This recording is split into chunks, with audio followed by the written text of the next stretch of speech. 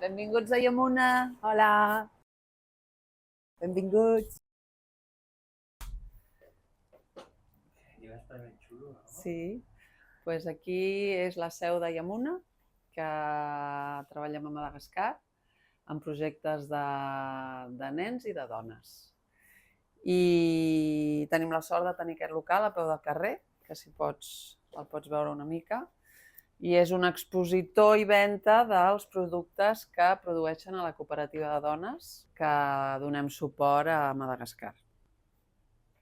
Trobeu productes doncs, de diferents tipus. S'utilitzen els materials tradicionals d'allà, la ràfia,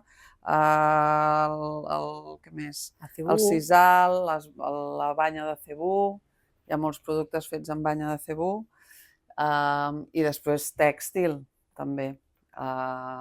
I des d'aquí, doncs, a vegades a través de voluntaris que ens han vingut a ajudar a Madagascar, doncs, s'han creat dissenys una miqueta sortint-nos del que és estrictament tradicional d'ells, utilitzant els seus teixits, doncs, bueno, buscant una miqueta una varietat en els productes. Sí, per exemple, tenim les nines, que són molt típiques, que es diuen Càmbana, càmbana, que vol dir bessones. Sí, i perquè per aquí està desperta i perquè ja està dormint. I també l'hem adaptat ara al segle XXI i hem fet unes noves més modernetes, també. Sí.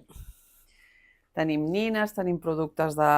També hem donat suport a una altra entitat que està al Senegal, al tenir la sort de tenir un punt de venda, llavors també tenim productes d'alguna altra entitat i bàsicament doncs, coses per la llar, fetes amb banya, i després doncs, el croixet, les nines, la ràfia, els baobabs, que és l'arbre típic de Madagascar, que Natàlia us pot explicar.